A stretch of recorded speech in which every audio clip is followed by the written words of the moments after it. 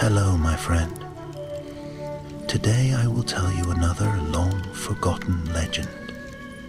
Close your eyes and let the magic transport you to Middle-earth. Our journey begins.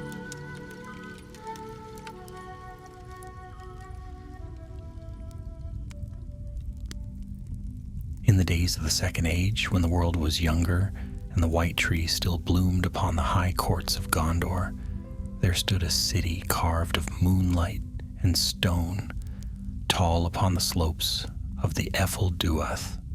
Minas Ithil it was named, Tower of the Moon, a city of silver walls and gleaming spires, built by Isildur himself as a watch upon the shadowed east. Its towers caught the first light of evening and the last breath of dawn, and from its battlements the stars were said to shine brighter, as if in reverence of its beauty.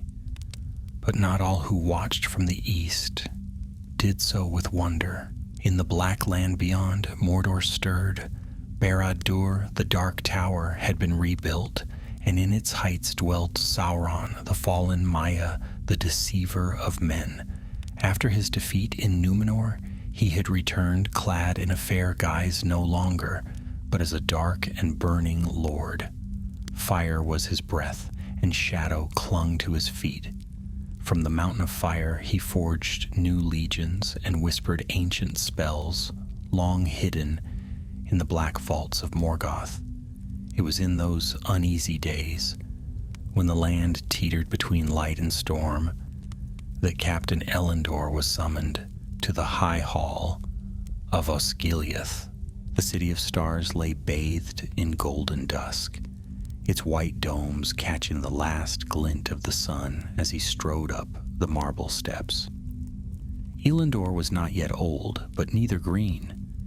His cloak bore the marks of battles fought along the Anduin. His sword was clean and plain, and his eyes were sharp with thought.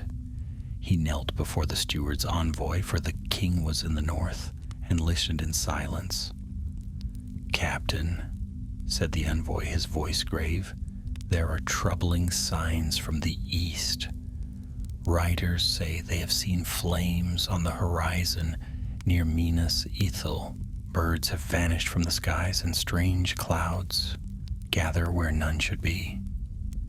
Lady Miriel, daughter of Lord Valandil, is within the city, having gone to study under the healers there. She must be brought out." Elendor's jaw tightened. "The city is held, is it not?" "Aye, but only in appearance. Scouts whisper that the garrison is uneasy, that whispers stir in the dark, and the air itself grows heavy. We dare not send an army. It would rouse Sauron's wrath. But a small company, swift and unseen, that might yet do what is needed." And so it was that Elendor gathered his company, 13 riders of the South Guard, all seasoned men of Gondor.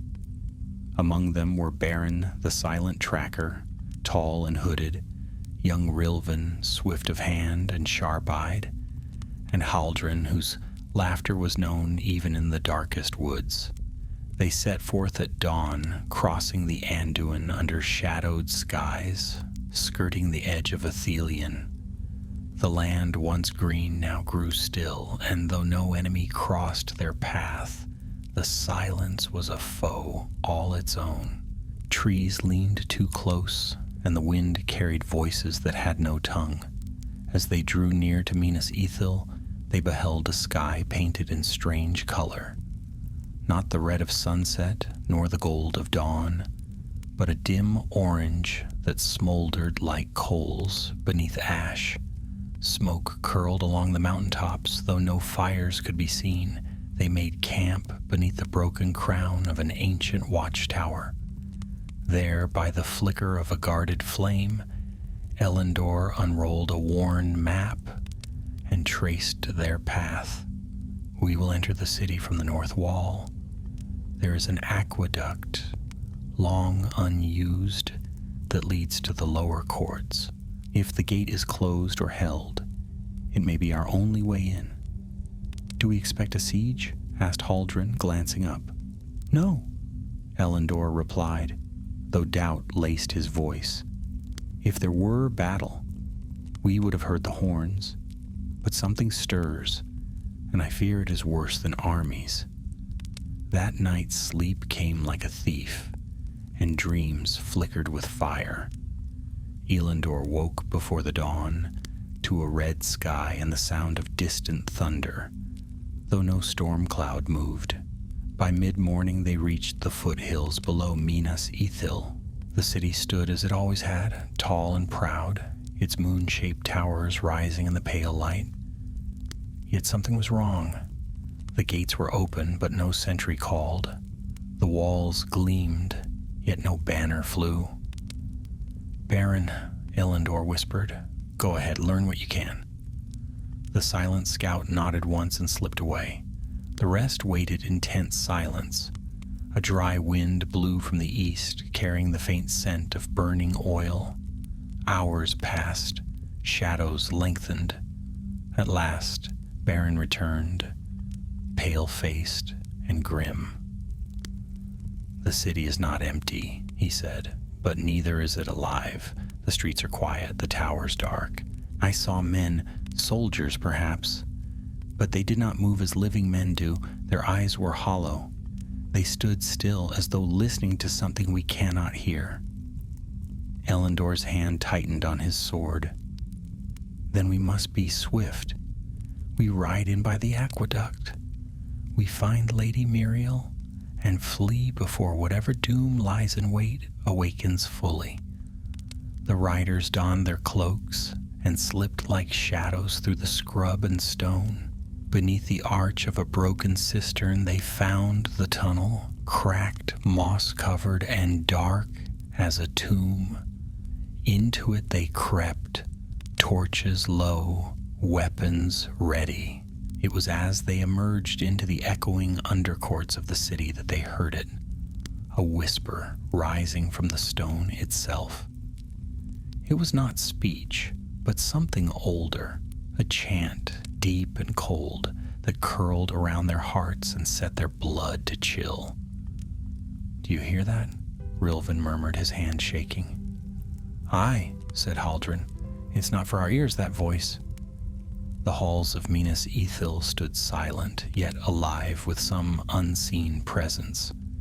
Pale lights flickered in windows. Statues seemed to turn their heads. And overhead the moon, once friend to this place, was veiled behind a cloud of ash. They found no garrison, no guards, only empty barracks and shattered sigils. The walls wept with moisture, and the stone beneath their feet grew warm. At last, in the eastern wing of the healing halls, they found her, Lady Muriel, seated by a high window, her golden hair unbound, a tome of lore open on her lap. She turned slowly as though waking from a dream. "You came," she whispered, her voice laced with both joy and terror. "But you were too late." And then the city groaned. Not the sound of timber breaking or stone falling, but something deeper. The very bones of Minas Ithil shuddered. Lights burst in the towers, and from the east, a black flame rose, climbing the sky like a serpent of fire. Sauron had begun his spell. The night had come when the Lord of Mordor would burn a city, not with sword or siege, but with sorcery old as the world, and they were trapped within. The walls of Minas Ithil trembled as though gripped by some terrible dream. A distant groaning echoed through the corridors, and the pale moonlight filtering through the high windows began to twist and flicker as if passing through a dark veil. Dust rained from the ceiling. Somewhere, deep within the city, a tower bell began to toll, not by the hand of man, but by the force of whatever power had stirred beneath the earth. Captain Elendor did not wait for the tremors to cease. He strode across the healing hall and knelt before Lady Muriel. "My lady," he said, offering his hand, "we must leave at once. The city is not safe." Muriel looked at him with eyes that seemed to struggle against some unseen weight. Her skin was pale, and a sheen of sweat clung to her brow. "I felt it," she murmured. "He is here, not in body, but his will presses upon every stone. He is reaching for something." Elendor frowned. "Sauron?" She nodded. "He speaks through flame. I saw it in a dream, a black fire blooming over the mountains. It is no mere destruction. He is binding the city, claiming it." Before he could ask more, the walls shuddered again. This time it was closer. The torches on the walls hissed and flared blue for a moment before going out, leaving the chamber in eerie half-light. From down the corridor, a sound came, dragging steps, armor clinking, and a low rasp like breath forced through broken lungs. Beren stepped forward, drawing his blade without a word. Rilvan and Haldren flanked him, eyes searching the gloom. "Stay close," Elendor ordered. "Muriel, can you walk?" She nodded and rose, steadying herself on a nearby column. Her dress was a simple one of white and gray, but she moved with the grace of her house. She clutched the book she'd been reading, unwilling to part with it, though her knuckles were white against its binding. They left the chamber as quietly as they could, creeping through the long marble halls of the healing wing, now cracked and cold.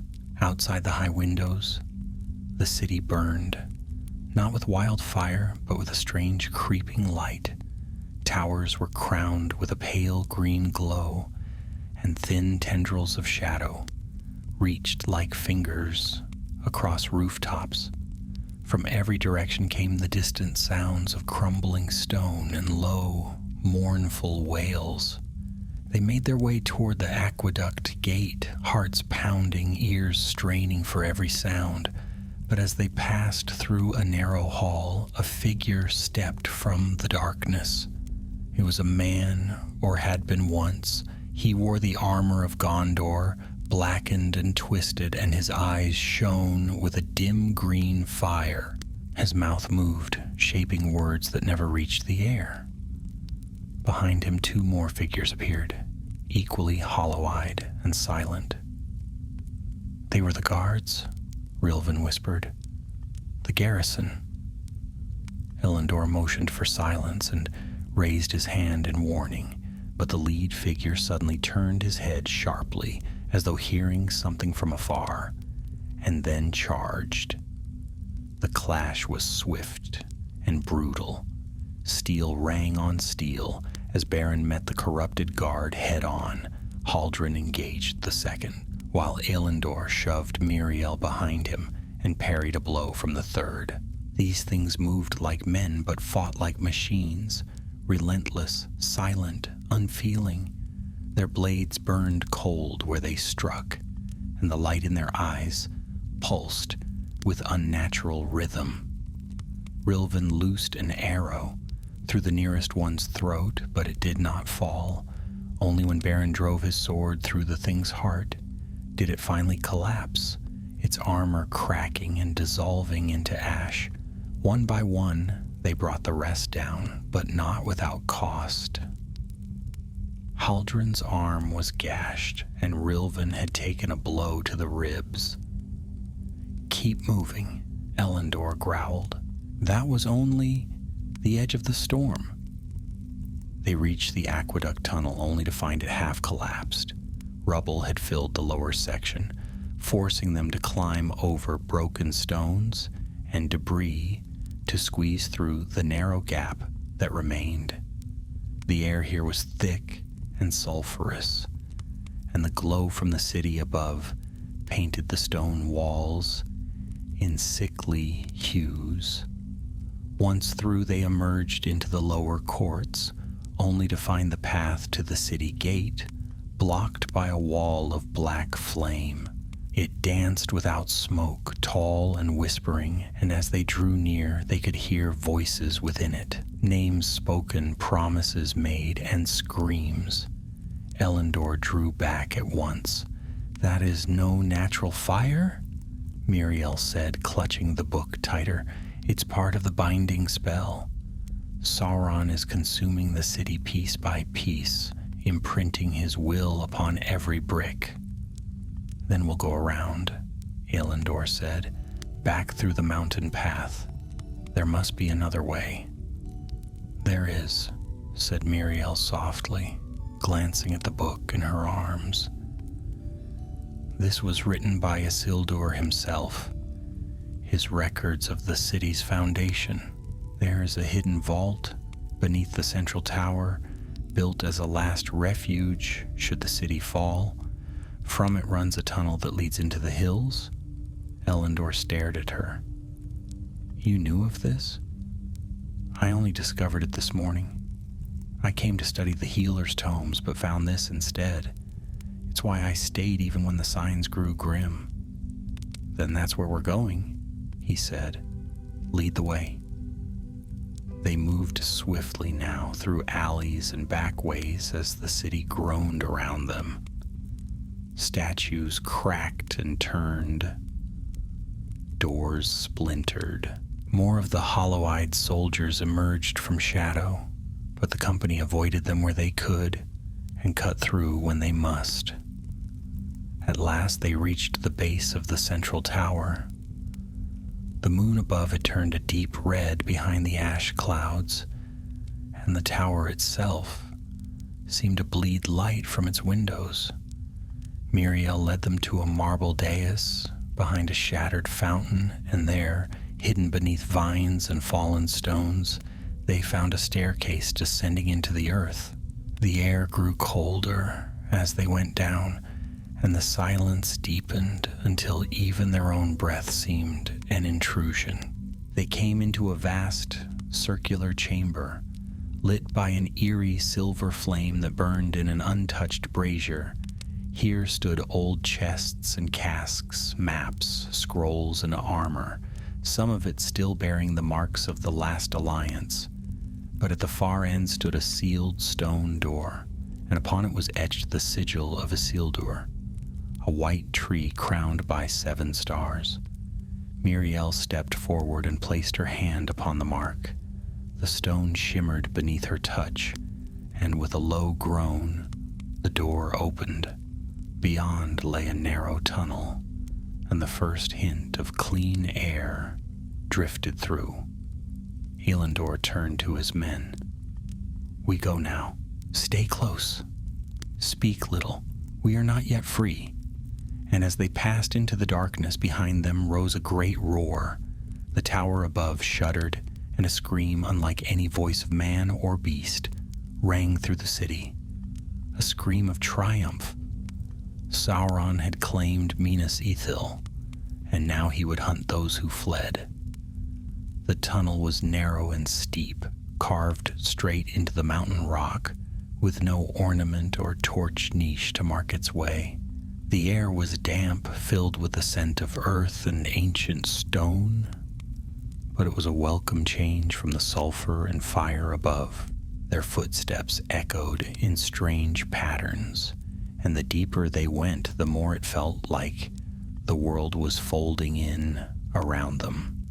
Muriel walked just behind Elendor, guiding the path with words from the book, which she kept clutched tightly in one hand, as if it might vanish should she loosen her grip.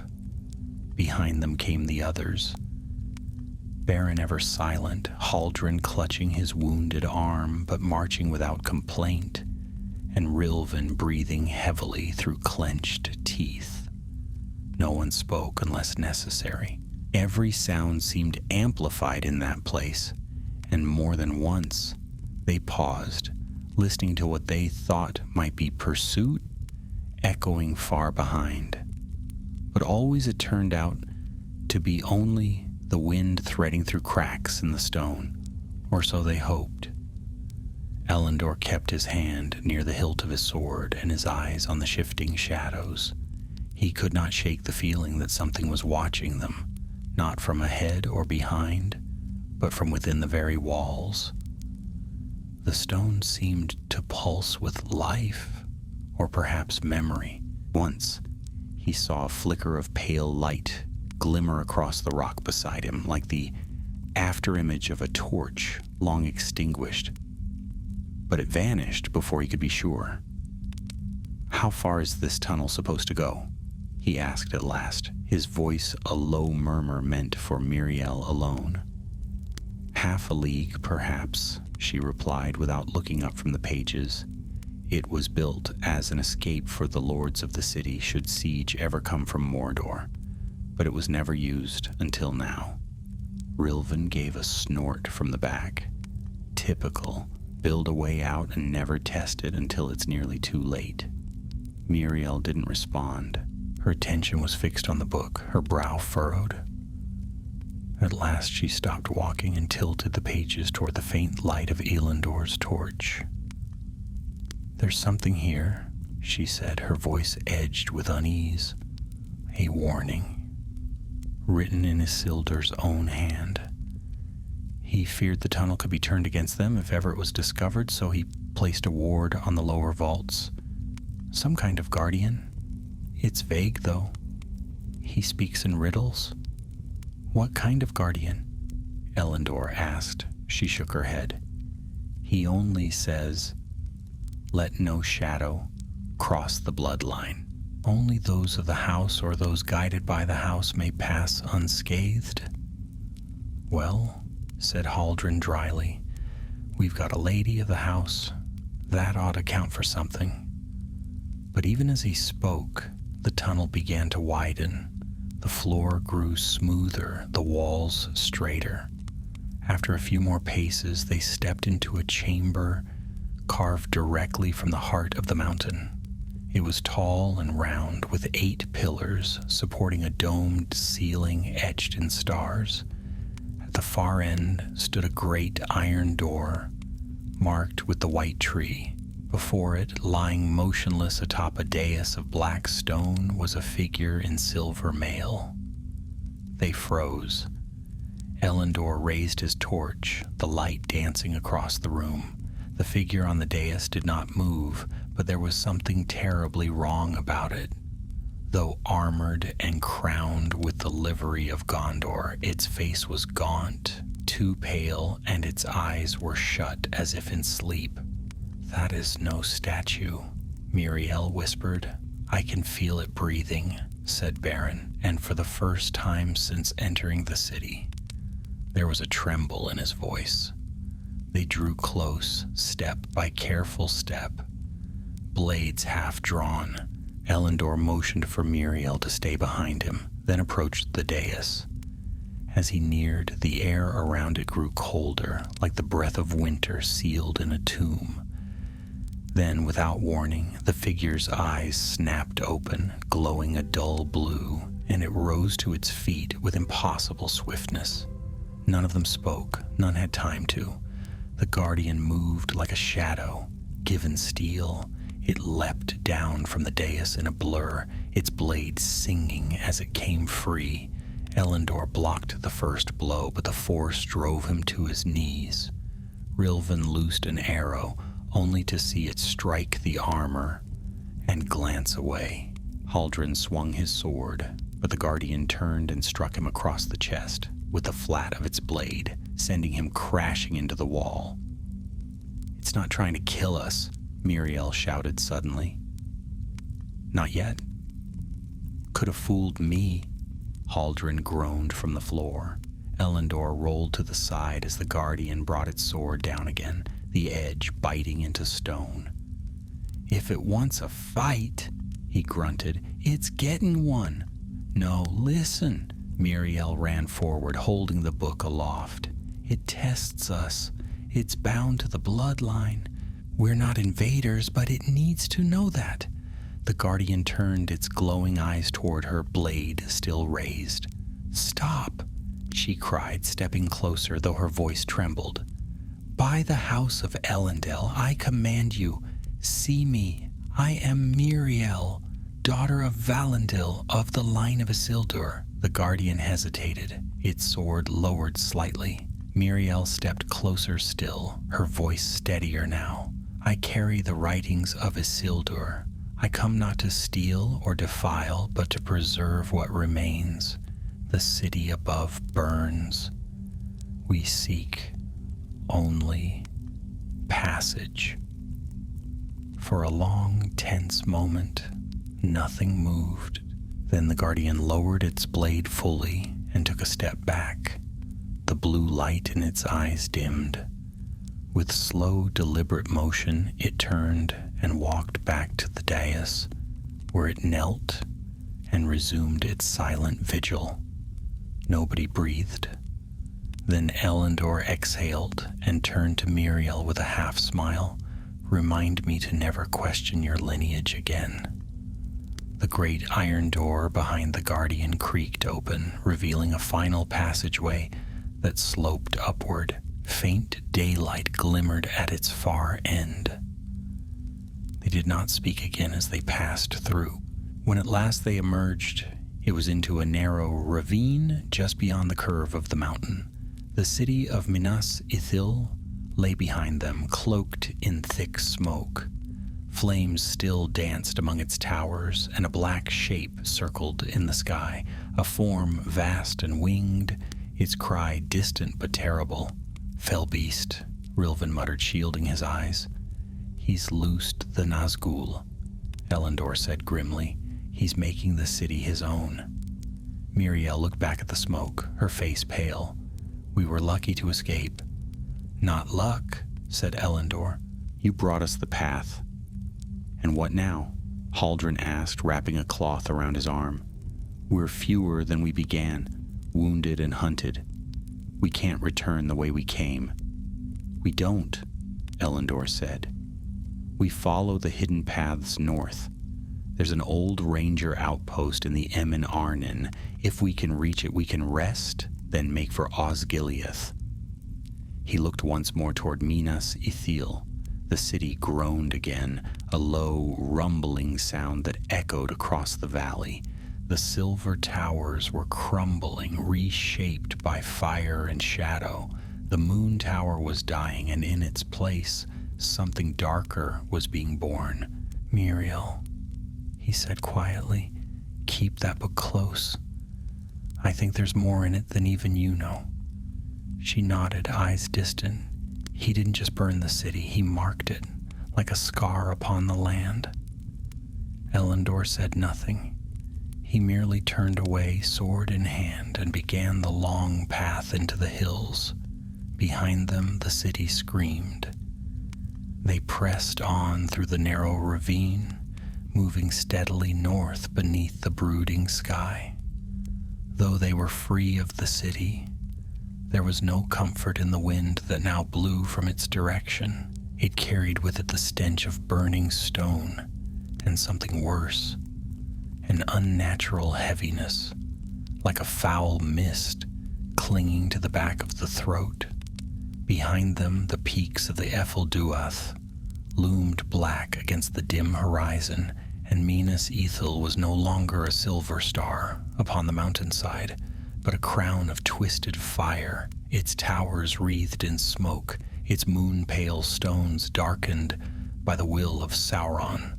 The path they followed was steep and broken, little more than a hunting trail, carved by wild goats and half-remembered in old maps.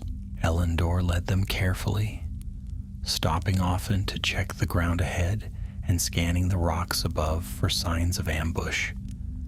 Baron brought up the rear, eyes constantly sweeping behind them, while Rilvan and Haldren kept close to Miriel, who was weary and pale, but still walked without complaint, the old book bound in cloth and carried tightly beneath her arm. The sun did not break through the ash-laced clouds that hung above. Time itself felt strange, the hours passing in a blur of quiet footsteps, muffled voices, and the constant fear of pursuit. Every bird call made them flinch. Every gust of wind sent hands to hilts. Once they heard the distant cry of a fell beast again, but it did not draw near. Still, none of them spoke of it, for its shadow lingered long after its wings had vanished. By the time they reached a cluster of ancient standing stones that marked the pass into Immen Arnon, dusk had already begun to fall. The stones were weathered and leaning, half swallowed by moss and ivy, but their shapes were unmistakably crafted. Tall and narrow, arranged in a circle, their surfaces etched with forgotten runes. Elendor called for a halt, and they rested within the ring, their backs to the stone and their eyes on the trail.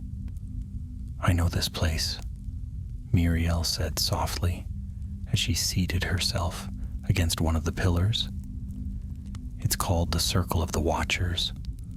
Long ago, it was said the Dunedain placed them here to guard against things that walked in the dark." "Do they still guard?" Haldren asked, wincing as he sat beside her. She didn't answer right away. Then with a shrug, she said, "If they do, it's in silence." Baron brought out the last of their dried meat, and the company ate quickly. Water was scarce, but a thin trickle from a nearby spring allowed them to refill their skins. As the night deepened, they lit no fire, though the cold bit at their cloaks. Elendor sat at the edge of the circle, his sword across his knees, watching the trail with a frown etched deep upon his brow. "We won't rest long," he said quietly, "just enough to regain our strength. If the Nazgul are abroad, they will not stop until the city is fully bound, and they may come hunting any who fled." Rilvan leaned against a stone, arms crossed, eyes on the fading skyline. Why the rush, though? Why now? Sauron could have taken Minas Ithil with an army years ago. Why burn it with sorcery? Muriel answered, her voice distant.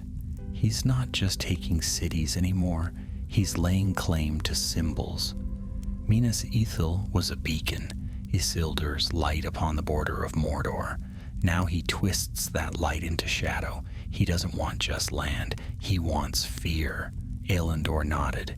He means to replace memory with dread. What was once the Tower of the Moon will become a place no man dares speak of. They fell into silence after that. One by one, the company closed their eyes in uneasy sleep, save for the watchmen who took turns keeping guard. Elendor dozed lightly, waking at every creak of stone or sigh of wind.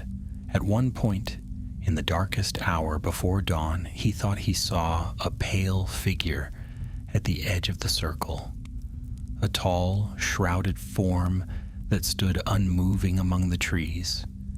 But when he blinked, it was gone. Morning came slowly, dim and gray. They resumed their march before the sun fully rose, leaving the circle of the Watchers behind. The land grew greener now, though still subdued beneath the weight of ash that drifted down like thin snow. Trees reappeared along the slopes, tall beeches and gnarled oaks, and the air carried the faint scent of pine. Still, they did not relax. The danger was not past, and every shadow seemed too deep, every rustle in the leaves too deliberate. Midday found them descending into a low hollow, where stone ruins rose from the brambles.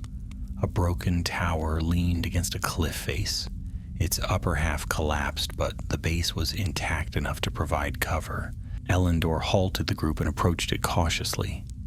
Inside, moss crept along the floor, and ivy hung from the rafters, but the space was dry and a rusted ladder led to a hidden crawl space above. "We'll rest here," he said. "I'll scout the ridge, Baron with me." Haldren helped Muriel settle on a broken bench near the wall, while Rilvan stood watch near the entrance. Baron followed Elendor to the far slope, and together they climbed until they reached a rise that overlooked the path ahead. From there, they could see across the southern edge of Ithilien, all the way to the Anduin, and they saw smoke, not from the city they'd left behind, but from somewhere north of it. Low columns rising from the trees like smoldering brands. "That's no hearth fire," Baron said. "No," Elendor agreed grimly. "That's a trail." They returned to the tower without speaking, their pace faster now. Whatever safety they had gained was already fading. Someone or something was moving ahead of them. When they reached the tower again, Miriel met them with a troubled look. She held the book open in her lap and her fingers traced a page slowly, as if feeling for something just out of sight. "There's a passage I didn't notice before," she said as they gathered around. A line scrawled in a different hand as though added later. It says, "Beware the third gate. It remembers." Haldren frowned.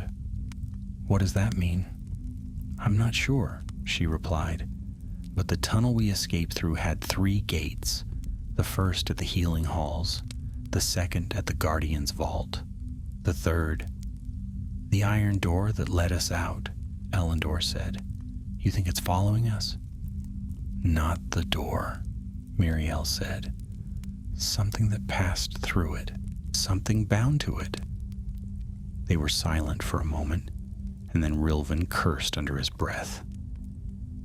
"Then we weren't just running from a burning city. We brought something with us." Elendor's jaw tightened. He stood, scanning the woods around the ruined tower. "Then we keep moving. No more resting. We reach the ranger outpost tonight, or not at all." And so they gathered their packs, tightened their cloaks, and stepped once more into the shadowed forest, unaware that something old had indeed crossed the third gate with them, and that it too remembered the city of the moon. They traveled swiftly, deeper into the woods of Ithilien, following the old ranger tracks that twisted through the hills like veins through stone. The trees here grew thick and tall, their boughs woven so tightly that the sky was little more than a pale blur overhead. The forest was quiet, too quiet for Elendor's liking. He had passed through these woods before and remembered birdsong, the chirp of insects, the rustle of deer among the brush. Now there was only the crunch of their boots on the forest floor and the whisper of the wind through dry leaves.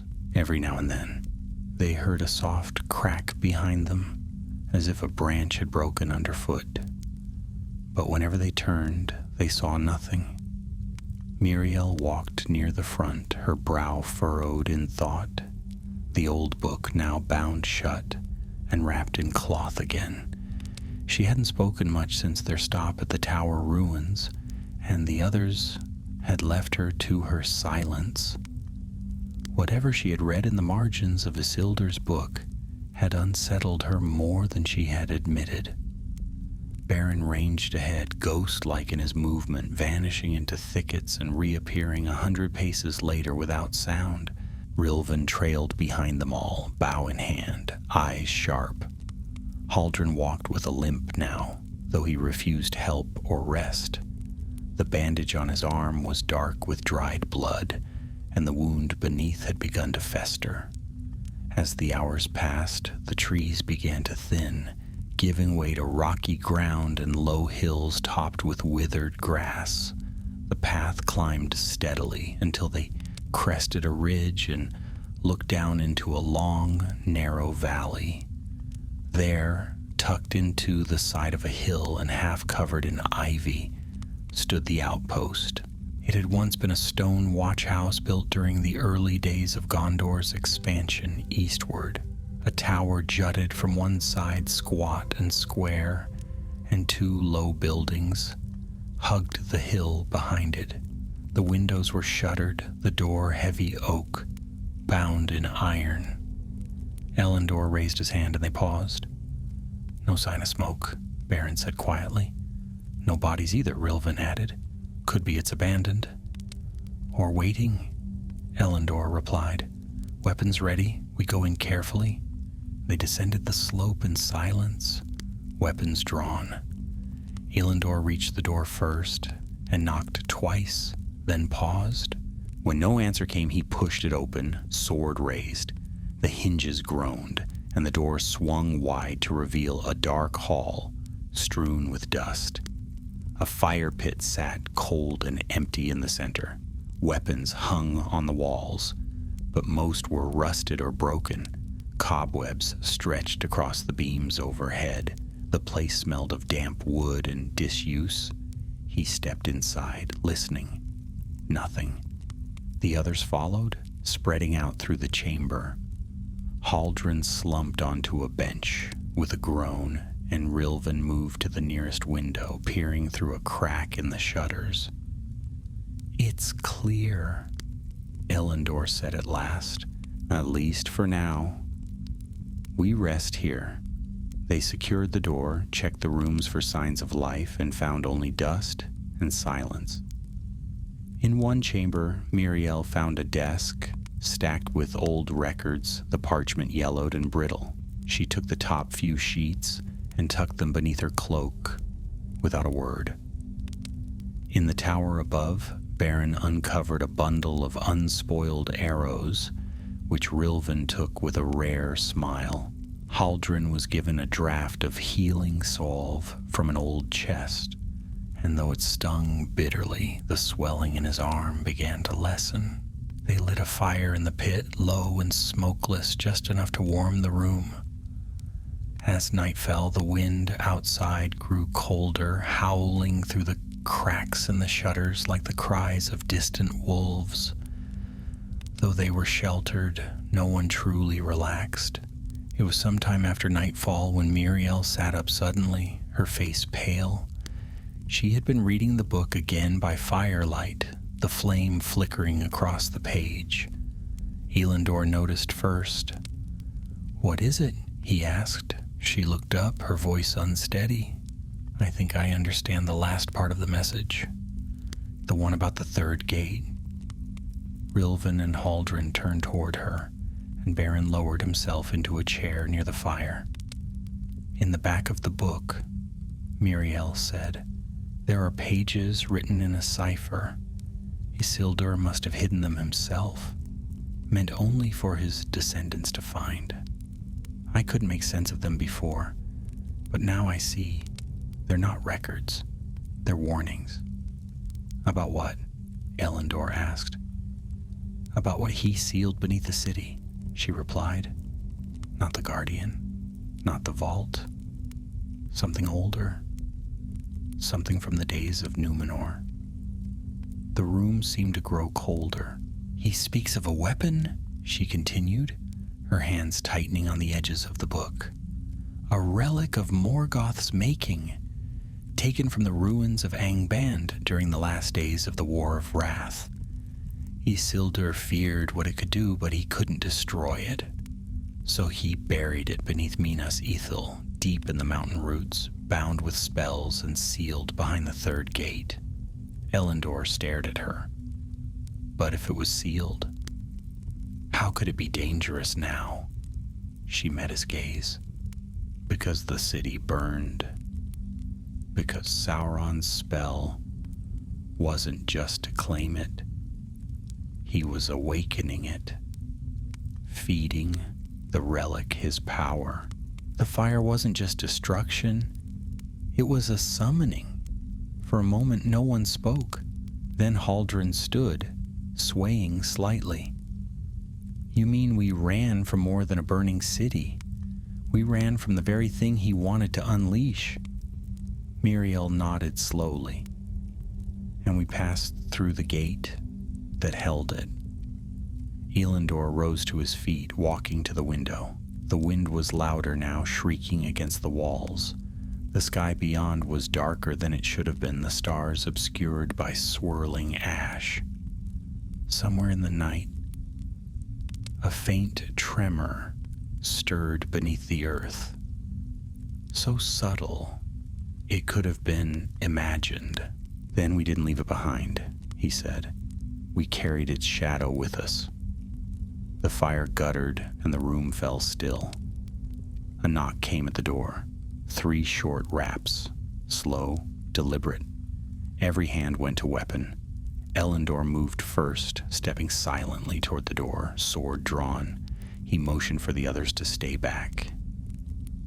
The knock came again, louder this time, followed by a deep creak, as though something leaned against the wood. Without a word, Baron climbed the stairs to the tower. Bow ready. Elendor waited. Breath held. The latch turned. He slammed his shoulder against the door with all his weight, driving it shut. Something pushed from the other side, cold and heavy, but it did not force its way in. Instead, it stopped, and from the cracks in the wood, a slow, seeping darkness began to slide through, like oil mixed with smoke. Miriel cried out, stumbling back. Rilvan lit a torch from the fire and thrust it forward. The moment the flame touched the blackness, it hissed and recoiled, drawing back beyond the threshold. The smoke retreated, and the pressure vanished. Elendor secured the latch again and stepped back, breathing hard. The door was cold to the touch. "We're not safe here," he said. "That thing, whatever it is, it knows us now. Then we need to move before it finds a way in," said Rilvan. "No," said Miriel, standing slowly. "We need to know what it is, and if it can be stopped." She looked to the book again, eyes fierce in the firelight. "There's more here. There has to be." And as the fire burned low and the wind screamed outside, they prepared for the truth hidden in the pages. The truth of what had been buried long ago and what had now awakened. The fire had nearly burned itself out, casting the chamber into long, flickering shadows, when Miriel spread the book across the table and began to turn its pages with purpose. Her hands moved quickly, though with care, flipping past the well-known records of Isildur's time in Gondor, past the early descriptions of the city's foundation, and beyond the healing lore for which Minas Ithil had once been renowned. It wasn't until she reached a set of pages tucked into the binding, a section hidden beneath a false fold, that her fingers slowed. These were different.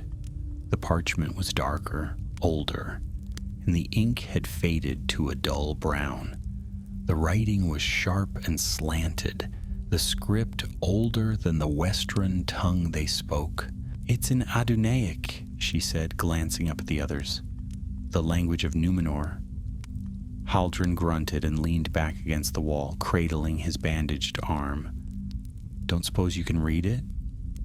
"Not all," Miriel admitted, "but enough."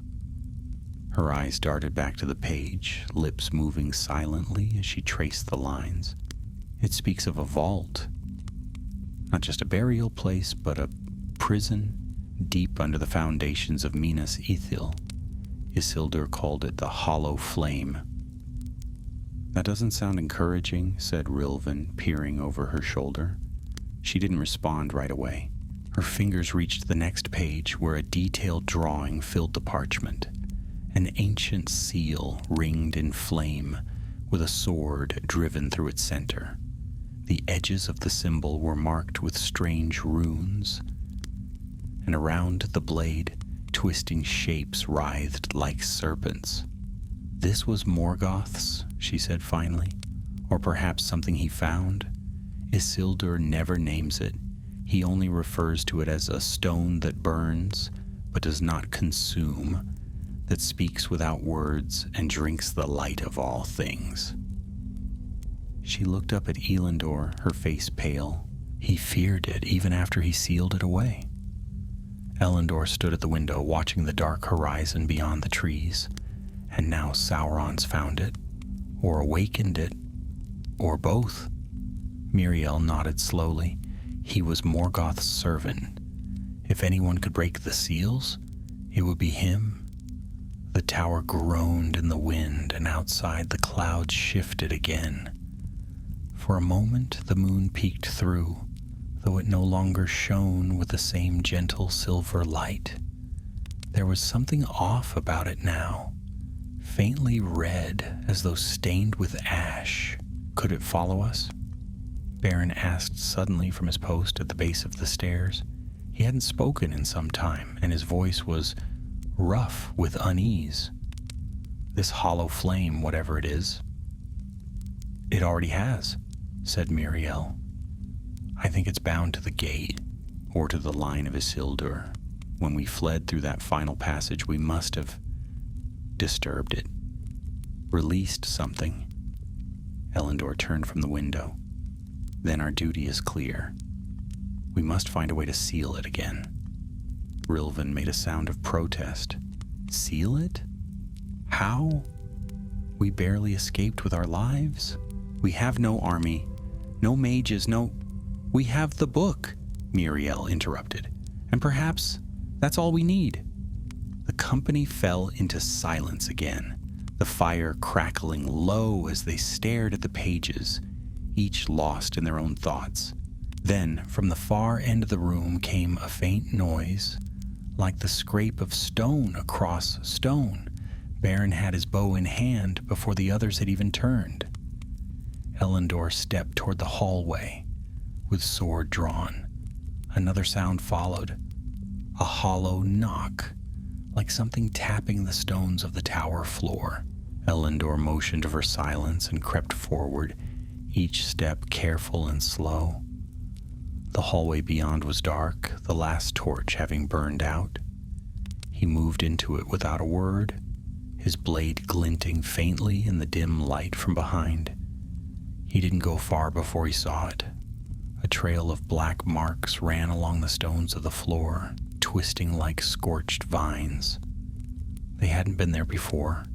He knelt beside them, and as he drew closer, the stone itself seemed to darken further, as if leeching the light from his torch. The marks led toward the lower storage rooms, the cold cellars beneath the tower. He returned to the chamber at once. Something's below us, he said, something dark. Could it be the relic itself? Haldren asked, already rising. Muriel shook her head. It can't move. Not on its own. It needs a vessel. They looked at each other, the weight of the words settling in the air between them. You think it's found one? Rilvan asked quietly. Muriel opened her mouth to reply, but another sound came from below. Louder this time, a crack like splitting wood. Elendor didn't wait. He turned and headed for the stairs, sword at the ready. The others followed close behind, torches relit, their faces pale and drawn. The cellar door was ajar when they reached it. Elendor pushed it open with the tip of his sword. The room beyond was narrow, lined with shelves of old supplies, barrels of salted meat, long spoiled, racks of unused blades, dried herbs, now nothing more than dust. At the center of the floor was a circle of scorched stone, black and still smoking, and standing within it was a man. He wore the armor of Gondor, but it was old, too old, and covered in a layer of ash. His face was hidden beneath a helm, and his hands were bare, blackened as though burned. In one of them he held a sword, long and cruelly shaped, its surface shimmering faintly like molten metal. "Who are you?" Elendor demanded. The figure did not move. "Answer me!" he shouted again, stepping forward, but Muriel caught his arm. "Don't," she whispered. "That's not a man." The figure turned its head slowly, and though the visor of the helm remained shut, a deep, whispering voice filled the room. It did not speak in Westron, nor in any tongue they recognized. The words scraped against the inside of their minds like claws against glass, and though none understood the meaning, the intent was clear. It had no name, it had no master. It had been waiting. Elendor raised his sword. "Get behind me," he said to Miriel. "Rilvan, arrows, now." Rilvan loosed the first shaft before the thing could move. It struck the figure square in the chest, but the arrow burst into flame on contact and crumbled to ash. The next arrow met the same fate. The creature lifted its head, and the black sword in its hand began to glow brighter. "Run," Miriel said suddenly. "We can't fight it here."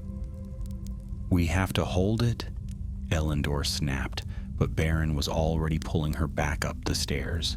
Rilvan threw a jar of oil at the figure, and Haldren caught it with a flaming brand as it fell. Fire erupted across the cellar floor, smoke pouring upward in thick, choking waves. Elendor was the last to leave, slamming the door behind him and dropping the iron bar across it. The wood shuddered under a terrible force from below, and a sound like laughter, not loud, but low and dry, rose from beneath the tower. They scrambled back into the main chamber, hearts racing, eyes wild. "It's not bound to the city anymore," Miriel gasped. "It's loose and is wearing a body again." Elendor turned to her. "How do we stop it?" She didn't answer at first. Then she slowly looked up and said, "There's one more place mentioned in the book, a mirror kept in the ruins of Osgiliath. Isildur wrote that it can reveal what a weapon hides. If we can reach it, we might find a way to destroy the relic."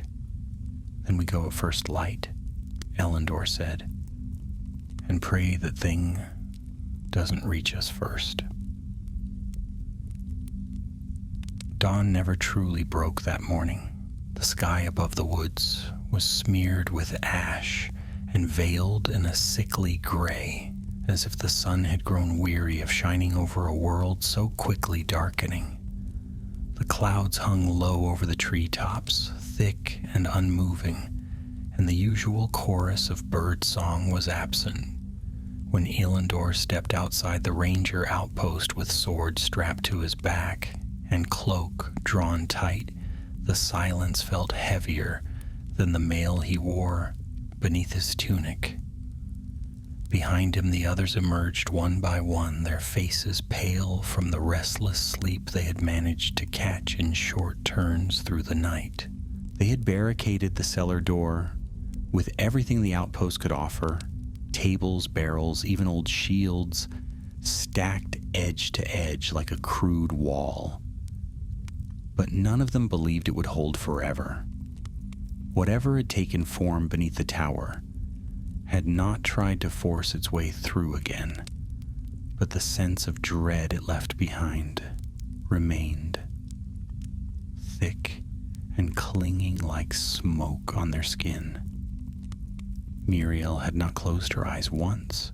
She had spent the final hours of the night copying what she could from the book into a smaller parchment roll she could carry more easily, wrapping both the original and the copy in cloth, and binding them in a satchel beneath her cloak.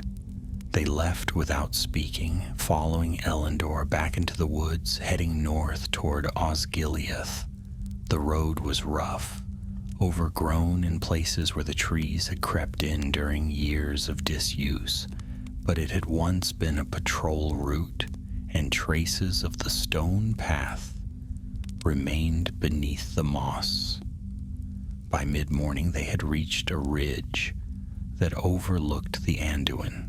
The river flowed wide and slow in the distance, its surface a muted silver under the dim light.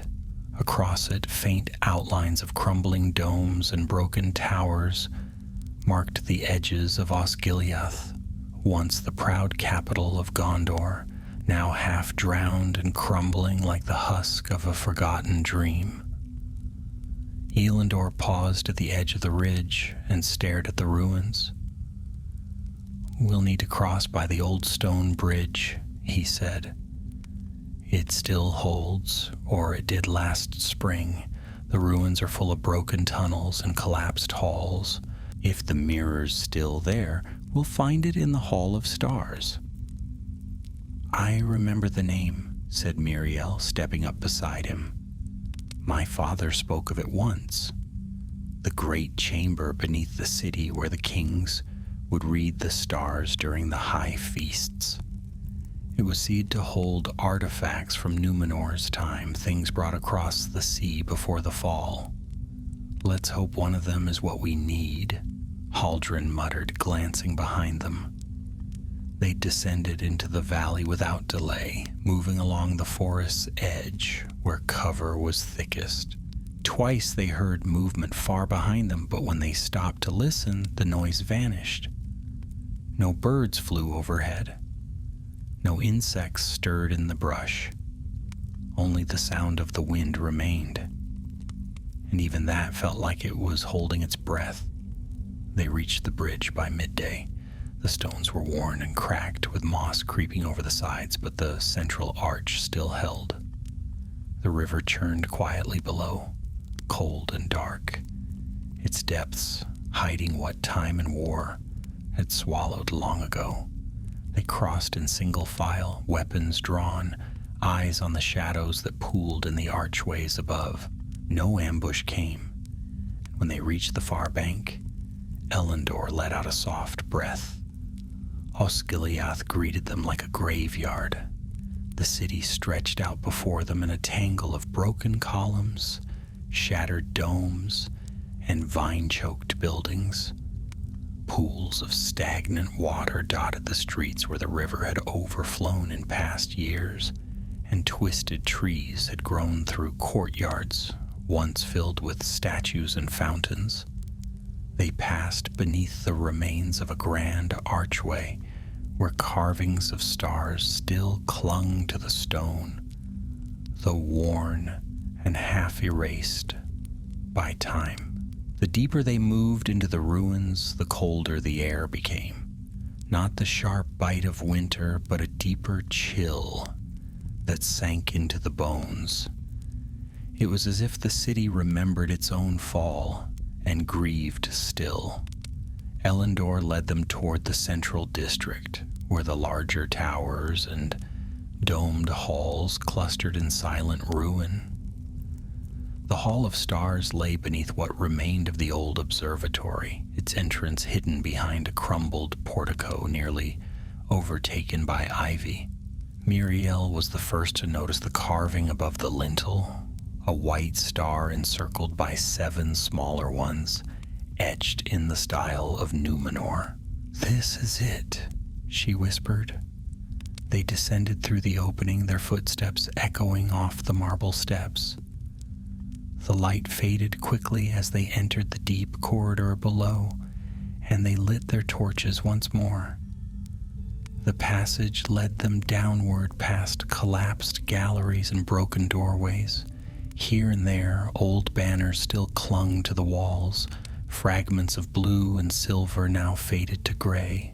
At last they stepped into a vast chamber, supported by 8 massive pillars, each carved with celestial patterns, moons, constellations, and solar glyphs. The ceiling above was cracked but still intact, a dome painted with stars and swirling clouds. The floor was smooth stone, and at its center, raised slightly on a round dais, stood a great basin. It was shallow and wide, lined with silver and rimmed with markings that pulsed faintly in the torchlight. The water within was still and clear, and though no light touched it directly, it glimmered faintly from within. "The mirror," Muriel breathed. "It survived." Elendor stepped cautiously to the edge and peered in. His reflection stared back, tired, grim, older than he had looked just days before. But as he watched, the image shimmered, and behind it rose something darker, a tall figure cloaked in ash and shadow, the sword in its hand glowing like molten glass. He recoiled at once. "It shows more than faces," Muriel said, stepping beside him. "It shows truths." She knelt beside the basin and removed the scroll from her satchel, unrolling it carefully. With one hand on the silver rim and the other on the parchment, she began to read aloud. The words she spoke were not Westron. They came from an older tongue, half forgotten and harsh to the ear, yet strangely musical beneath the roughness. As the last syllable left her lips, the water in the mirror began to swirl. Images rose within, flashes of the burning city, the black sword, and the dark figure that now pursued them. But deeper still, beneath the fire and ruin, something older stirred. They saw a stone, smooth black, pulsing with a red light, like the heart of a dying star. Around it were chains made of silver and flame, wrapped in rings of runes and sigils, but one of the chains had shattered, and the flame around it had dimmed. Muriel drew a sharp breath. It's only partially awakened. Elendor leaned closer. Then it can still be stopped? Perhaps, she whispered, but not by sword or fire. We need to complete the seal, reforge what was broken. Haldren frowned. How do we do that? The mirror answered. The water shimmered again, and this time showed a vision of a tower, tall and white, half overgrown by forest. At its peak burned a blue flame, small but bright. Around it flew 7 white birds. Muriel stared at it, recognition dawning slowly. Elenlas, she said, the Tower of Stars. It lies beyond the crossroads of the kings. Before Elendor could respond, the torch in Rilvan's hand sputtered violently. A gust of wind swept through the chamber, though no doors stood open. And then they heard it, a whispering sound, soft at first, but growing steadily louder, rising like a tide. The ground beneath their feet vibrated slightly, and the torchlight dimmed. Elendor turned to the others, voice tight with urgency. It's found us again. Rilvan knocked an arrow to his bowstring. We've lingered too long. Muriel wrapped the scroll and the book again, securing both beneath her cloak. We have what we need. If we can reach Elenlas, we can stop this. Then we go, said Elendor. Now. As they turned to flee the chamber, a dark shadow moved behind the pillars. Tall, slow, and silent, the hunt had begun again. The pillars groaned as though straining under a weight unseen, and the whispering grew louder. It seemed to come from every direction, weaving through the stones and flickering torches like a voice trapped between worlds. Elendor gripped the hilt of his sword, his heart hammering with urgency, and motioned the others toward the corridor they had entered through. No one argued. They moved quickly but with caution, torches held high, and their shadows danced like wild things along the cracked walls. Behind them something moved, a flicker in the torchlight, the faint scrape of metal on stone. Rilvan turned once, arrow notched, but nothing was there, only the empty hall behind the great mirror chamber. And the soft hush of cold wind drifting through. He narrowed his eyes and followed the others up the winding stair, his boots hitting the stone with barely a sound. When they emerged once more into the broken streets of Osgiliath, the light had changed. The clouds above had darkened to a deep charcoal gray, casting the ruined city into a half-night gloom. Wind swirled down the avenues, tugging at cloaks and kicking up leaves that shouldn't have been there. The silence that had haunted the forest now returned tenfold. The river no longer murmured in the distance. The world held its breath. Elendor pointed toward the northern archway. The crossroads of the kings lies 2 leagues through the plain. We'll have no cover, but we can reach the forest by nightfall if we hurry." No one questioned him. They moved swiftly through the crumbling alleys, past statues with broken faces and fallen domes where moss had claimed every surface. Once Muriel stumbled, and Haldren caught her arm before she could fall. She muttered thanks, but her eyes did not leave the horizon. She still clutched the scroll beneath her cloak, as if letting go for even a moment might break whatever hope it held. Baron took the lead, guiding them through paths barely recognizable as streets, using what remained of the old patrol routes to avoid open ground. Though the city had long since fallen into ruin, its bones remained. Pillars, arches, the curved sweep of a once grand bridge, now collapsed into the river. All of it stood like a memory slowly being devoured by time. They passed a ruined hall where the walls had collapsed inward, forming a shallow pit filled with brackish water. As they skirted its edge, Elendor paused. In the still water he saw a ripple, just one. No stone had fallen, and no bird had dipped to drink, yet the ripple spread, wide and deliberate. He said nothing but moved faster. By the time they reached the outer edge of the city, the light had dimmed further. The sun had vanished behind the ash clouds entirely now, and the plain stretched before them wide and open, with little more than tall grass and shattered stones to hide them. Far in the distance, like jagged teeth against the horizon, rose the trees of the northern woods, where the Tower of Stars had once stood, watch over the kingdom long ago. They made it halfway across the field before the first tremor came. It was slight, barely more than a shift beneath their feet, but enough to stop them all. The grass quivered, the air grew heavy, and the faint wind that had followed them from Osgiliath died in an instant. "What was that?" Rilvan whispered, drawing his bow. Before anyone could answer, a sound like a bell, tolling underwater, rolled across the plain. The sky above them darkened to near black, and the grass swayed without wind. Then the whispering began again, not soft now, but sharp and jagged, like blades drawn from sheaths in unison. Baron turned sharply. There, behind them far across the plain, a figure appeared. It was tall and cloaked, walking with slow, certain steps. In one hand it carried a sword that shimmered faintly with the red-gold hue of molten metal, and in its other hand a black flame danced without smoke. Its face was hidden beneath a hood, and the grass withered where it passed.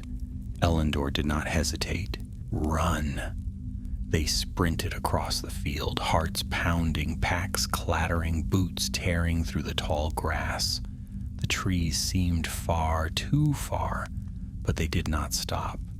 Behind them came the sound of burning, not fire-catching wood or cloth, but something older, deeper, a burning of the world itself. Grass turned to ash. The air twisted. The creature did not run. It didn't need to. Haldren stumbled again, his wounded leg slowing him, but Rilvan caught his arm and pulled him onward. Muriel ran beside Elendor, her breath sharp, the book bound beneath her cloak, thudding against her ribs. The wind howled now, not in anger, but in anticipation, as if the land itself knew what approached. They reached the first line of trees. Just as the tremors began to grow stronger, the forest swallowed them quickly, and the creature behind them paused at the edge of the plain, as though waiting. Elendor didn't look back. He led them through the trees, ducking beneath low branches and leaping over roots slick with moss. They moved without speaking now, the pounding of their hearts louder than any words. The forest here was old, older even than the city they had left behind. The trees were tall and pale, their bark smooth and cold, and their leaves whispered in strange patterns above. By twilight, or what passed for it beneath the dark sky, they found the crossroads. It was marked by a clearing round and quiet, with 4 stone statues standing guard. Each wore a crown, though time had worn their faces away. The grass beneath them grew in perfect rings, untouched by shadow, and beyond the clearing, up a narrow hill, laced with ivy and mist, stood a tower, ellenless. The Tower of Stars rose like a silent sentinel, pale against the dark woods. Its stones were white-veined and smooth, and at its crown the blue flame still burned, small, steady, and bright as a star fallen to earth. Muriel stumbled forward, her eyes wide. It's real. It still stands. Elendor scanned the hilltop quickly, then motioned them onward. Inside, before it follows. The climb was steep but short, and soon they stood before the tower's heavy wooden door. To their surprise, it was not sealed, but slightly ajar, as though expecting them. Muriel reached for it and pushed. The interior of the tower was cool and quiet. A single stair wound upward, carved directly into the stone, and small lanterns lined the walls, glowing with a soft, silver light. No one spoke as they climbed. Breath held, steps slow. The further they ascended, the more the air changed. It grew lighter, as though whatever darkness weighed upon the land could not reach here. At the top, they found a circular chamber open to the sky. The blue flame hovered in the air above a stone pedestal, casting a faint light across the walls, which were covered in writing. Not one language, but many. Western, Sindarin, Adunaic, and others even Muriel did not recognize. "It's a star flame," she whispered, "the last one left in Middle-earth." The flame pulsed gently, and the writing along the walls began to glow. As they watched, the symbols rearranged themselves, forming a ring around the chamber, each word lighting in turn. Muriel stepped into the center and raised the scroll. "I know what we must do," she said. Elendor watched her, his face calm despite the weight they all carried. "Then do it quickly." And below, at the edge of the forest, the thing that had followed them began to move again. The blue flame burned steadily above the pedestal, its light neither hot nor cold, and the walls of the chamber shimmered beneath it, as if responding to an ancient call. Muriel stepped carefully into the center, holding the scroll close to her chest, her breath shallow but steady. The others remained just outside the circle of light, watching in silence as the writings on the walls shifted and brightened. Words long forgotten now hovered before them in gentle motion, like stars rearranging themselves into constellations only the wise could read.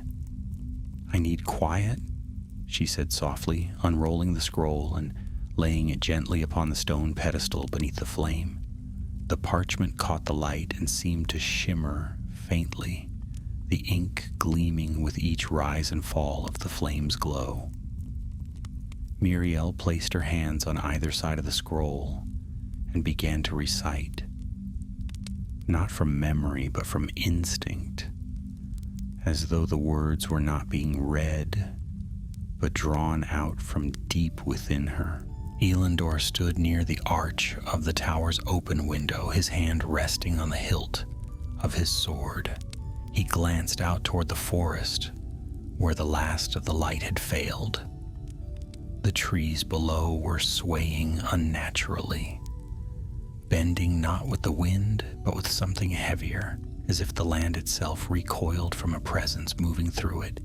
He could feel the pressure growing again, that same weight they had felt in Minas Ithil just before the fire rose. Whatever had taken shape beneath the city had not relented. It had followed them across the plains, and now it was drawing near once more. Behind him, Muriel's voice grew stronger.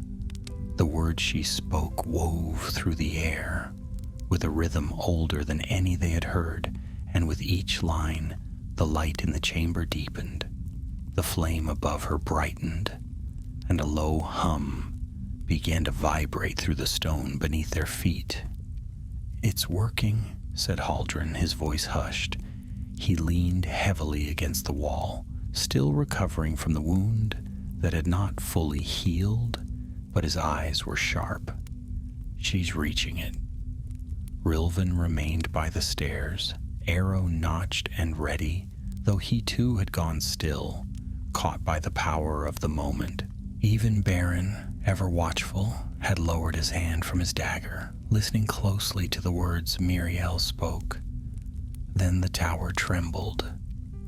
It was slight at first, a ripple in the floor, like the shifting of deep roots, but it was enough to silence Muriel for a breath. She did not look up, did not pause, only raised her voice louder and pressed on. The light of the flame responded in kind, flaring brighter, and the chamber pulsed with ancient power. The walls glowed now not only with words but with shapes, rings, runes, and lines of fire, spiraling in patterns none of them could name. It was not light of this world, it was starlight, drawn down into stone, but below, at the forest's edge, something answered. A long, low sound drifted up the hill, like a sigh drawn through broken teeth. It was not a roar or a scream, but something worse. A promise. Elendor turned sharply, peering into the darkness beyond the trees. He could see nothing, only the thick black of the wood and the occasional glint of moonlight on the dew, and yet he knew it was there. Moving, climbing, drawn by the flame or by Muriel, or by the relic that still pulsed somewhere deep beneath the earth. "Muriel," he said without raising his voice, "whatever you're doing, do it faster." "I am," she replied, not opening her eyes. "But the seal must be complete. It cannot be rushed." The scroll shifted beneath her hands. The ink glowed, the letters reordering themselves as if guided by unseen hands. Muriel spoke on, her voice unwavering. Around her, the circle of light began to twist inward, spiraling toward the pedestal. It was forming a pattern, one not just of protection, but of binding. Suddenly the wind rose. It came up the hill like a wave, roaring through the trees, bending them with terrible force. Leaves tore free in a flurry, and the clouds above churned like boiling water. The blue flame flickered, then steadied. Dust blew through the chamber, and the light along the walls shimmered wildly. Rilvan took 2 steps back, adjusting his grip on the bow. "It's here." A shape emerged from the forest. At first it seemed no more than a shadow, a patch of darkness moving where none should be. Then the outline sharpened, tall and cloaked, its body wrapped in ragged black robes that moved like smoke. It walked slowly, deliberately, with a calmness that was more terrifying than any charge, and in its hand the sword burned again, red gold and hungry as if lit from within. The tower shook again, harder this time. The flame above Muriel flared blue-white, and a ring of light snapped into place around the scroll. She gasped, but did not stop. Elendor stepped toward the window. "I'll hold it." "You won't," Haldren said behind him. "Not alone." Baron was already moving to the stairs, blade in hand, and Rilvan followed with bow raised. Even Haldren, wounded though he was, picked up his spear and limped to Elendor's side. "We can't let it reach her," Baron said. "Whatever this is, whatever she's doing, It's our only chance." Muriel said nothing. Her eyes were shut now, her voice steady and low, as the circle of flame on the floor spun faster, drawing lines through the dust that shimmered like molten glass. The tower trembled again, the wind howling through the upper windows, and a light began to rise, not from the flame, but from the scroll itself. The others ran to the base of the stairs, just as the door below shuddered. A knock, not loud, not rushed. 3 slow strikes. They froze. Then the wood began to blacken. Smoke poured through the cracks. The door creaked open, not from force, but as if pushed by wind, and the shadow stepped inside. It was not fast. It did not need to be. Elendor saw it first, saw the glow of its sword and the way it made the stone beneath its feet darken. He stepped down, sword raised, voice calm. "You will not pass." The shadow did not reply, but the sword in its hand flared and the firelight dimmed. Rilvan loosed an arrow. It struck the thing's chest and vanished, consumed in fire before it touched the robe. Haldren lunged with his spear, striking for its side, but the blade bent in his hands like wax. A burst of force threw him backwards into the wall. Elendor met its sword. Their blades clashed once, twice, and on the third blow a shock of power ran up Elendor's arm, nearly tearing the weapon from his grasp. He gritted his teeth, held fast, and shouted back to the chamber. "Muriel!" She heard him. She was close. The scroll was almost complete, the last line rising from the page like smoke drawn into the air. And then the flame exploded. Not in fire, but in light, pure and white and blinding. The tower rang like a bell. The shadow screamed, not with voice, but with presence, a shudder through the air that split stone and bent the trees outside. And above the flame, something formed, a seal of light, hovering in the air, carved from words none of them could read. Muriel spoke one final word, and the seal locked into place. The shadow staggered, shrieked without sound, and fell backward down the steps, its sword flickering, its shape unraveling. Elendor dropped to one knee. Silence returned. Only the soft sound of the wind through the leaves remained. The blue flame pulsed once, then stilled. Muriel opened her eyes. "It's bound again," she whispered, "for now." The seal of light still hovered above the pedestal, its glow steady now, casting long threads of brightness across the chamber walls. Dust hung in the air like silver mist, catching the gleam of the star flame and the fading runes that pulsed quietly in the stone. Muriel stood in the center of the chamber, her breath unsteady and her hands trembling slightly as she looked at what she had wrought. Though her voice had fallen silent and the scroll now lay blank upon the pedestal, something remained in the air, a lingering echo of the words she had spoken, woven into the very bones of the tower. Below, Elendor slowly pulled himself upright. His sword hand ached from the clash, his arm numb where the shadow's blade had struck. It had been no true blow, he knew that now, but rather a curse born on steel, a weight not of muscle, but of will. Even so, he had held the line long enough for Muriel to complete the seal. That alone was a victory. He looked down the stairwell where the shadow had fallen. The figure had vanished, melted into smoke and gone without trace. Only a scorched mark on the stone remained, twisted and black, and even that was beginning to fade. The others were gathering now. Baron moved without a word to check the stair while Rilvan helped Haldren limp into the chamber, the older man leaning heavily on his unbroken spear. Haldren looked worse than he had earlier, pale and unsteady, but he gave a short nod to Elendor all the same. "You stood between it and her," he muttered. "I'd say that earns you a cup of the king's finest." "If we live long enough to drink it," Elendor replied, though his voice lacked any sharpness. His eyes were on Miriel. She was still staring at the seal, her face unreadable. At last, she stepped back from the pedestal and turned to them, her eyes gleaming in the soft light. "It's done," she said, her voice quiet but certain. "The flame has accepted the seal. The binding has held."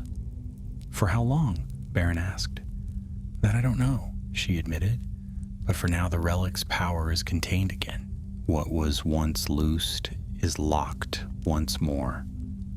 Then we should leave before it finds a way back in," Rilvan said, checking the string of his bow. "Whatever that thing was, it's not dead. And it knows us now."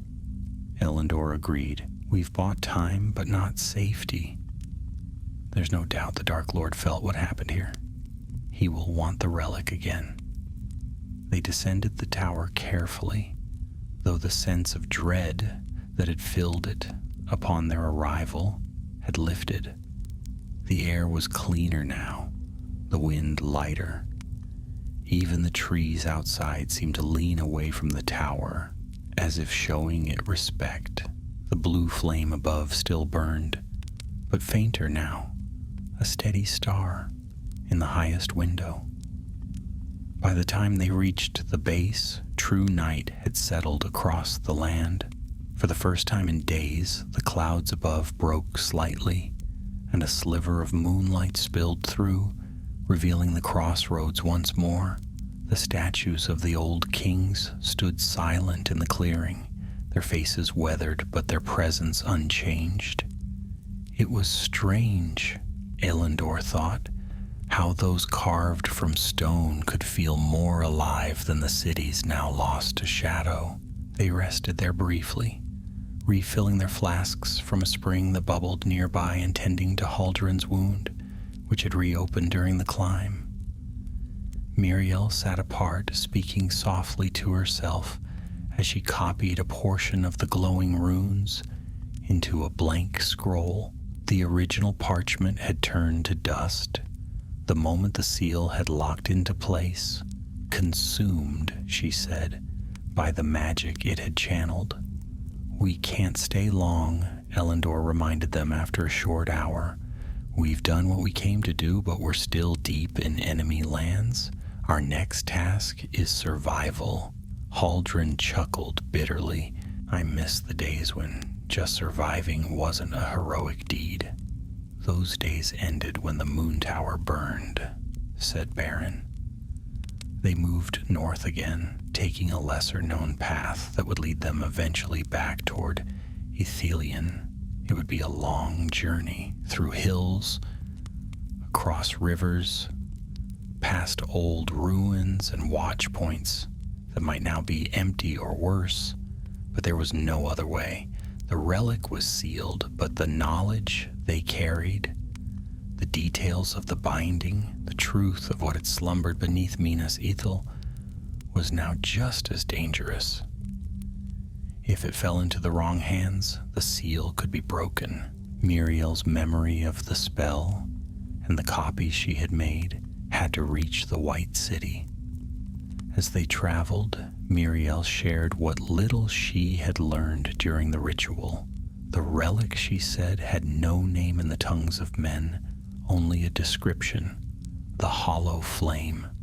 Forged in the last age by a sorcerer of Morgoth, it had not been a weapon in the traditional sense, but a vessel meant to hold the spirits of the fallen, twist them and return them to the world in forms of shadow and fire. A mockery of life, a challenge to the natural order. It had been buried for centuries, its existence erased from records, save for the ones Isildur had secretly kept. He feared even his own kin might try to use it, she explained one evening, as they camped beneath a stone outcrop, huddled against the wind. He didn't trust the lure of its power, even among the wise, so he hid it away, wrote the ritual in pieces, and left clues only where the faithful might find them. And now we've stirred it, said Rilvan. No wonder the world is turning dark again. It was already turning, Elendor replied. We've only pulled back the curtain.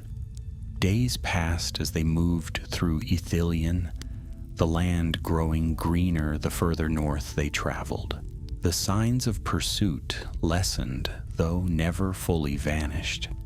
Once they found a village burned to the ground, its walls still smoking, though no flames remained. Another time they saw vultures circling far off, though what lay beneath them they chose not to discover. The world was changing, the old protections were fading, and the shadows of Mordor stretched longer each night. When at last they reached the borders of Gondor and the first towers of Osgiliath rose once more in the distance, those untouched by flame, they felt a strange mix of relief and dread. They had returned, yes, but they had brought knowledge that would change the course of the war. In the halls of the steward, Miriel would speak of what she had seen, what she had sealed, and what still remained buried beneath the mountains. And Elendor, Beren, Rilvan, and Haldren would stand beside her, not as messengers, but as witnesses to a night when flame and shadow nearly swallowed an entire city, and might yet do so again, for the hollow flame still burned beneath the world, bound but not destroyed, and the war for Middle-earth was far from over. It was nearly sundown when the white walls of Minas Tirith came into view. From their position on the final ridge of the Anduin's western bank, the company stood in silence for a long while, gazing across the plain.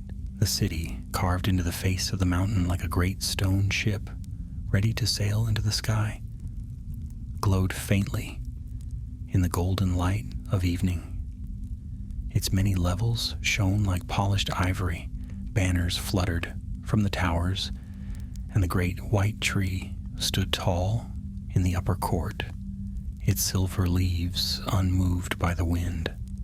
For a moment it seemed as if nothing in the world could touch that city, as if its walls would forever hold against the darkness gathering in the east.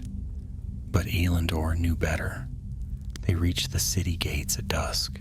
The guards at the entrance, cloaked in the white and silver of the tower guard, were wary at first, especially upon seeing the dirt-caked, travel-worn company approach.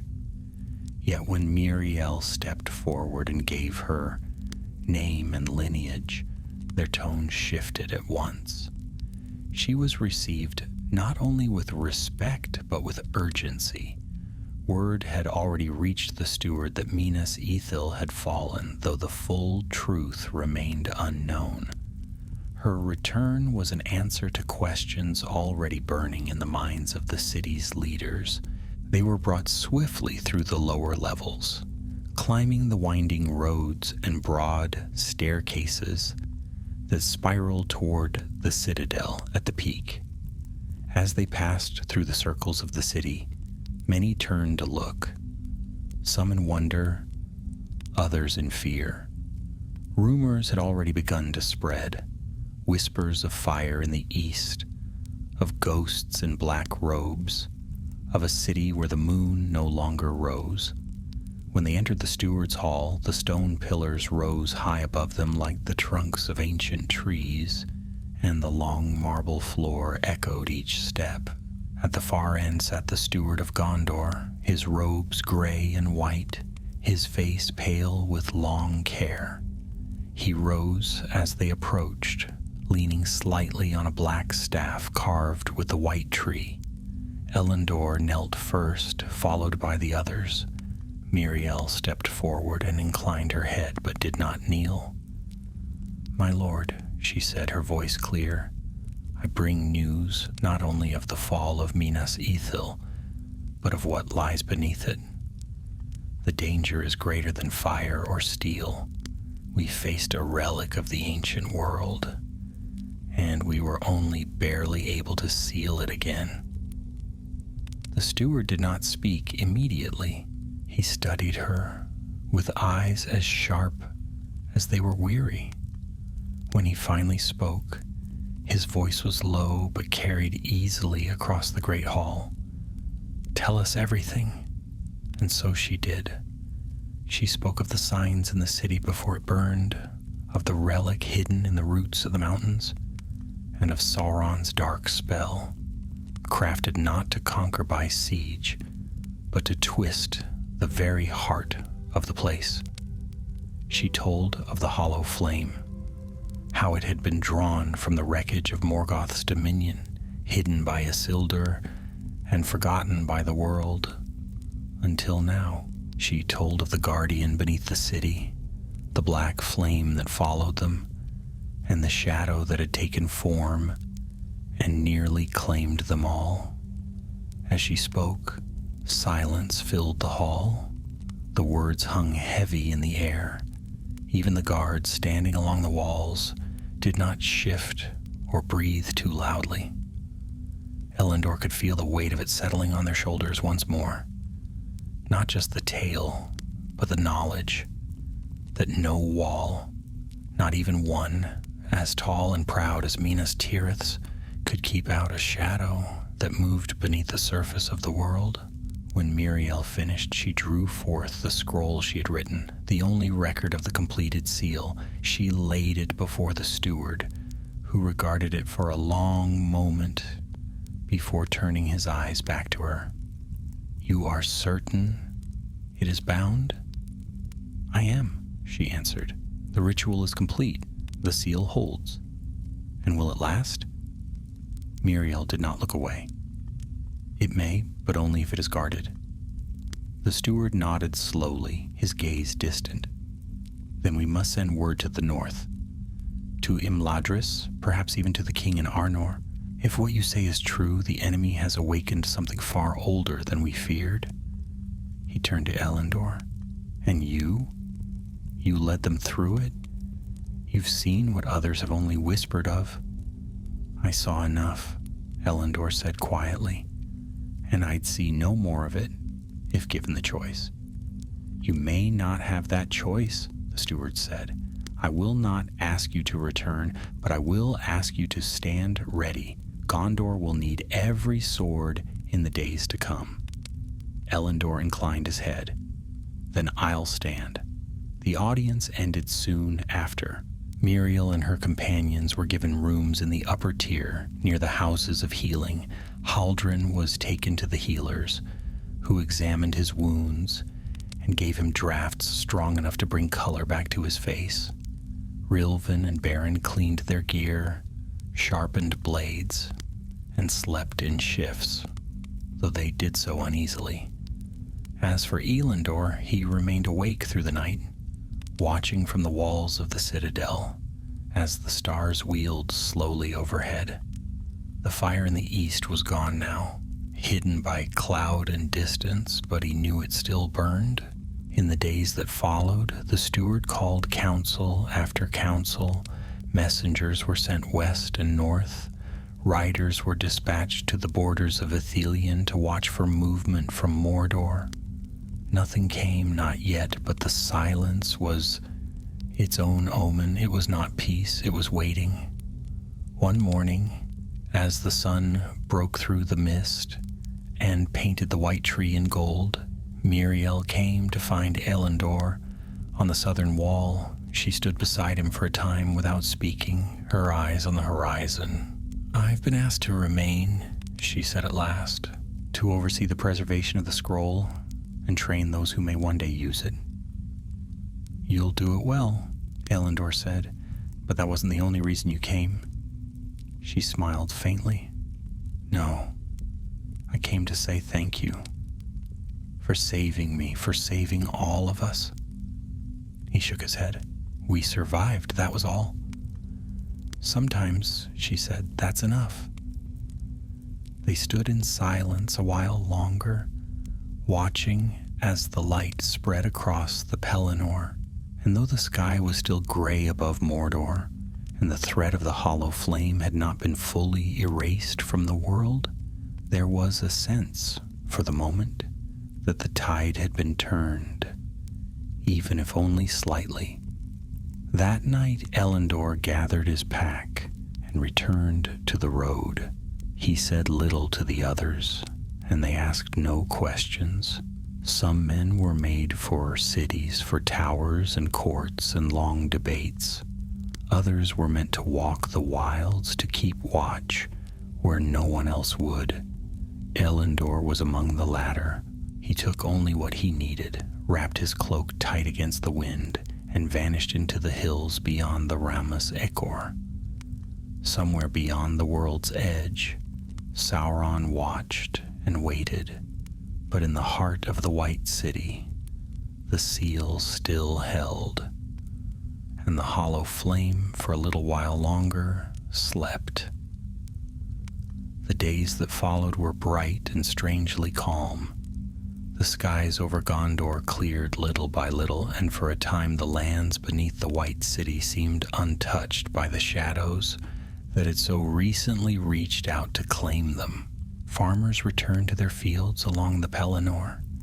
Scouts brought back reports of quiet roads and still woods, and the river Anduin shimmered again with the light of sun and moon.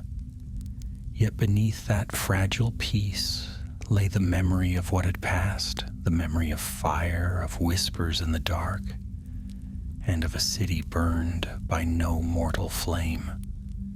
Miriel remained in Minas Tirith, as she had said she would. She spent her days in the archives and her nights among the halls of the scholars, drawing copies of the seal and translating the surviving notes into every tongue used by the free peoples of Middle-earth. The book that had once been bound in secrecy now became a tool of preparation. She knew, as did the steward, that the seal could not be the end of the matter. It was a pause, precious and fleeting, but not a final defeat. The scroll she had carried from Elenlas was now locked within the vaults beneath the tower, guarded not only by stone and steel, but by those few trusted enough to understand what it truly was. The hollow flame had not been destroyed. It had been turned back, its fire dimmed, its shadow scattered, but it would rise again, of that she had no doubt. And when it did, Gondor would be ready. Rilvan and Beren stayed for a time, training new scouts and passing on what they had learned in the wild. Haldren, once fully healed, departed east toward Dol Amroth, where his family had long served the princes of the coast. He claimed he was finished with battle, but those who knew him well suspected he would not remain idle for long. There was always need for warriors who had stood in fire and lived. But Elendor did not return. Word came weeks later that he had passed into northern Ithilien, alone and unannounced, and had been seen near the old ranger paths that wound through the Eamon Arnon. Some said he had joined the Border Watch again, slipping between posts in the night and leaving signs behind to mark his patrols. Others believed he had taken to the secret ways that led toward Rohan, or even further still, into the mountains where few dared follow. Whatever the truth, Miriel received no message from him, nor did she expect one. He had done what he was meant to do, and like many who bore the weight of such things, he had left before the world could ask anything more of him. Summer passed into autumn, and the trees in the courts of Minas Tirith turned gold.